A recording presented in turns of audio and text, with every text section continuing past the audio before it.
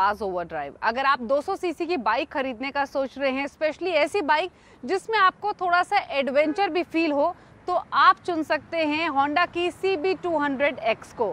कैसी है ये बाइक, जानिए स्टोरी में।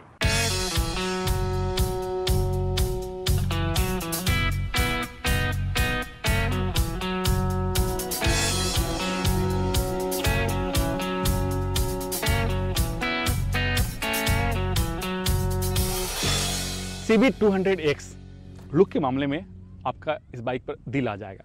लेकिन अगर आपने होंडा की जो हॉर्नेट बाइक है, अगर आप वो देख चुके हैं, चला चुके हैं, तो इस बाइक और उस बाइक यानी होंडा हॉर्नेट में दोनों में डिफरेंस करना थोड़ा सा मुश्किल हो जाएगा, क्योंकि सिर्फ कॉस्मेटिक फीचर्स का ही इसमें बदलाव किया गया है। सामने से देखें तो जो इसका हैंडल बार है थोड़ा सा अप साइड रखा गया है, ताकि जो राइडर है उसको कंफर्ट मिले और उसको एक एडवेंचर फील आए। और इसके अंदर जो भी स्विच नॉब लगे वो ठीक ठाक दिए गए, लेकिन जो आपका ब्रेक लीवर है या फिर क्लच लीवर है वो थोड़ा सा बेटर हो सकता था। और एक चीज़ और, जो इसका स्क्रीन है, डिजिटल स्क्रीन दिया गया है, LCD क्रिस्टल स्क्रीन है, इसमें जो भी काम के चीज़ हैं वो डिस्प्ले होते हैं, लेकिन इंस्टेंट बाइक जो फ्यूल कितना दे रही है वो इसमें डिस्प्ले नहीं होता। और एक चीज़ और, इस बाइक में कहीं भी आपका USB चार्जर का सिस्टम नहीं दिया गया है। और एक चीज़ और, आजकल इस सेगमेंट से छोटी बाइक में भी राइड मोड या और भी दूसरे जो फीचर्स होते हैं वो मिलते हैं, वो इसमें मिसिंग है। जो फ्यूल टैंक है उसकी कैपेसिटी है 12 लीटर, और जो इसका फ्यूल टैंक का जो डिज़ाइन है वो राइडर के सिटिंग पोजीशन को ध्यान में रख करके बहुत अच्छे से डिज़ाइन किया गया, ताकि आपको बेहतर कंफर्ट मिले, या फिर जब आप इसे राइड करें तो आप स्मूथली, चाहे आप सिटी में चला रहे हो या फिर हाईवे या फिर एडवेंचर कर रहे हो, तीनों जगह आपको बेहतर कंफर्ट मिले। जो सीट है उसकी जो हाइट है वो है 810 mm, यानी छोटे हाइट के लोग भी आसानी से बाइक को चला सकते हैं।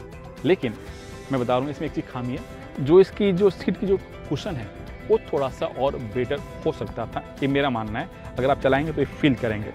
जो पिलियन सीट है वो थोड़ा सा बेहतर बनाया गया, और ख़ासकर जो इसका ग्रैब रेल है ये काफ़ी स्टडी है और ये मेटल के बने हुए हैं, तो आप इसे पकड़ेंगे तो फील आएगा कि आप एक बेहतर चीज़, यानी आपको मजबूत का एहसास होगा। लेकिन जैसे ही आप इस बाइक में पिलियन राइडर को बैठ के चलाएंगे तो जो नीचे का इंजन का जो पार्ट है वो स्पीड ब्रेकर में या फिर गड्ढों में टच हो जाता है, यानी जो इसका ग्राउंड क्लियरेंस है वो कम है, क्योंकि जो इसका ग्राउंड क्लियरेंस है वो है 167 mm, जबकि मेरा मानना है कि उससे थोड़ा सा और बेहतर होना चाहिए था, खासकर जब हम इसे एडवेंचर या अर्बन सेगमेंट में इस बाइक को लेकर आए हैं तो। और जो इसका टेल का डिज़ाइन है, जो पिछला हिस्सा है वो भी सेम जो हॉर्नेट है उसकी तरह ही दिखती है, लेकिन जो इसका एग्जॉस्ट है वो थोड़ा सा बेटर रखा गया है। आप गौर से देखें, थोड़ा सा खूबसूरत लगता है। और जो आपका डिस्क ब्रेक है 220 mm का है, लेकिन इसमें ABS नहीं दिया गया है, और इसमें जो मोनोशॉक शॉकर दिया गया जो बड़े काम का चीज़ है। और होंडा अपने मोनोशॉक शॉकर के लिए ही जानी जाती है।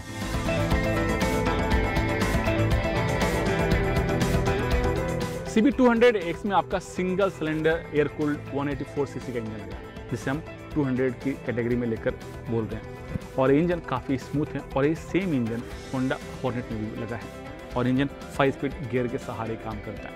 लेकिन इसकी परफॉर्मेंस कैसी है, इसका टॉर्क कितना है, इसकी टॉप स्पीड कितनी है, माइलेज कितनी है, और इसकी हैंडलिंग कैसी है, चलिए वो भी चला के देख लेते हैं।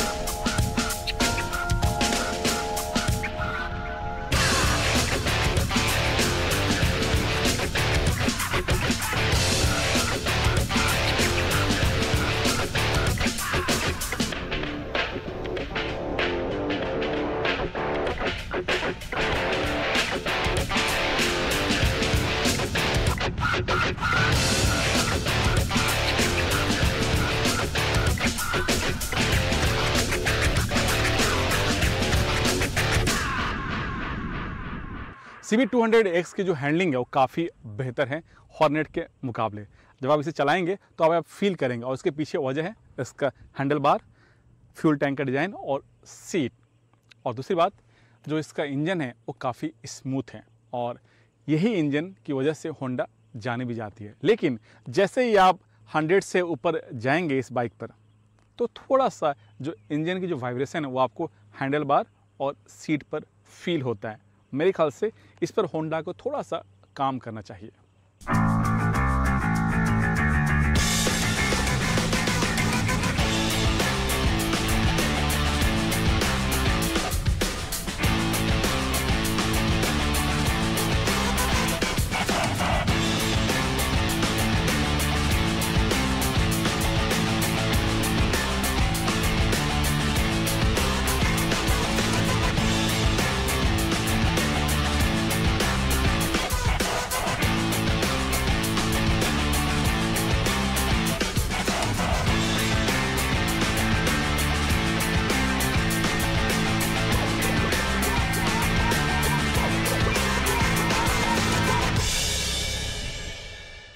CB200X की जो टॉप स्पीड है वो है 120 के करीब।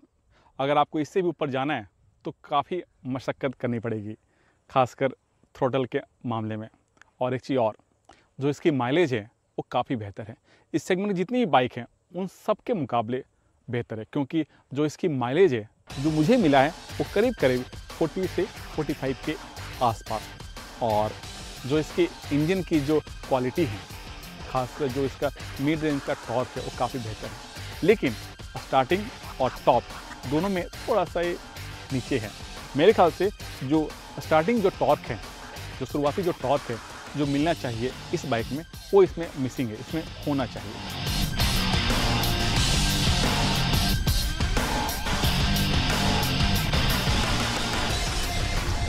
अब सबसे बड़ा सवाल कि क्या CB200X को लेनी चाहिए या नहीं, तो मेरा मानना है क्योंकि इस सेगमेंट में ऑलरेडी हीरो की एक्सपल्स है, TVS की अपाचे 200 है, बजाज की पल्सर है। तो अगर आपको सिटी ये बाइक नहीं चाहिए, ऑफ रोड वाली बाइक नहीं चाहिए, और दोनों का मिला जुला यानी मिश्रण वाली आपको बाइक चाहिए, तो आपको CB200X एक परफेक्ट ऑप्शन हो सकता है। अब बात करेंगे हमारे खास segment tip of the week की, जिसमें आज हम बात करेंगे टायर्स की। दरअसल टायर की परफॉर्मेंस से गाड़ी की परफॉर्मेंस पर बहुत असर पड़ता है। क्या कंडीशन है टायर की, उससे इंजन पर बहुत फर्क पड़ता है। कई सवाल भी आपके मन में आते होंगे कि टायर कब चेंज कराने चाहिए, क्या बड़े साइज के टायर हम लगवा सकते हैं, वगैरह वगैरह। तो आज हम आपको टायर के बारे में कुछ खास टिप्स देंगे टिप ऑफ द वीक में। टायर प्रेशर और गाड़ी के माइलेज के बीच गहरा रिश्ता है। आपकी कार का टायर प्रेशर काफी हद तक आपकी गाड़ी की परफॉर्मेंस पर असर डालता है। इसलिए जरूरी है कि समय समय पर आप अपनी गाड़ी के टायर प्रेशर की जांच कराते रहें। खासकर हफ्ते में 2 बार सुबह के वक्त टायर प्रेशर जरूर चेक कराएं। गाड़ी के टायर को हर 6 महीने या 8 से 10,000 किलोमीटर चलने पर रोटेशन करवाना बहुत जरूरी है। इससे चारों टायर की ग्रिप एक समान रहती है। टायर के रोटेशन में स्पेयर व्हील को भी शामिल करें। कंपनी की तरफ से दिए गए टायर साइज के अनुसार ही टायर लगवाएं। बड़े साइज के टायर लगवाने से बॉडी में टच होने का खतरा रहता है। साथ ही लो प्रोफाइल के टायर लगवाने से ग्राउंड क्लियरेंस कम हो जाती है। दोनों ही हालत में गाड़ी की परफॉर्मेंस और माइलेज पर असर पड़ता है। अगर गाड़ी कम चली हो और टायर ज्यादा ना घिसे हो तो भी 5 से 6 साल में टायर जरूर बदलवा लें, क्योंकि टायर में इस्तेमाल किए गए रबर की अपनी लाइफ होती है। इसलिए सेफ्टी को ध्यान में रखकर ये काम जरूर करें। टायर में ग्रिप होना जरूरी है, क्योंकि ग्रिप कम होने से रोड पर गाड़ी की पकड़ कम हो जाती है। ऐसे में अगर कभी भी इमरजेंसी ब्रेक लगाने की जरूरत पड़ जाए तो गाड़ी के स्किड होने का खतरा बढ़ जाता है। इसलिए आपके टायर की हालत ठीक ठाक होनी बहुत जरूरी है। व्हील अलाइनमेंट सही होने से टायर एक समान घिसते हैं। साथ ही गाड़ी चलाते वक्त सीधी लेन में रहेगी, लेफ्ट या राइट को नहीं जाएगी। इससे सस्पेंशन और स्टीयरिंग की लाइफ भी बढ़ जाती है। गाड़ी बबल ना करे, इसके लिए व्हील बैलेंसिंग समय समय पर करवाना जरूरी होता है। सर्विस के वक्त या जब भी टायर रोटेशन करवाएं, व्हील बैलेंसिंग भी जरूर करवा लें। वक्त है एक ब्रेक का। ब्रेक के बाद मशहूर ऑटो एक्सपर्ट 2 to the 1 आपको बताएंगे 12 लाख रुपए के बजट में बेस्ट कॉम्पैक्ट SUV कौन सी है। साथ ही वो तमाम क्वेरीज हम शामिल करेंगे जो आप आवाज ओवरड्राइव के फेसबुक पेज पर भेजते हैं।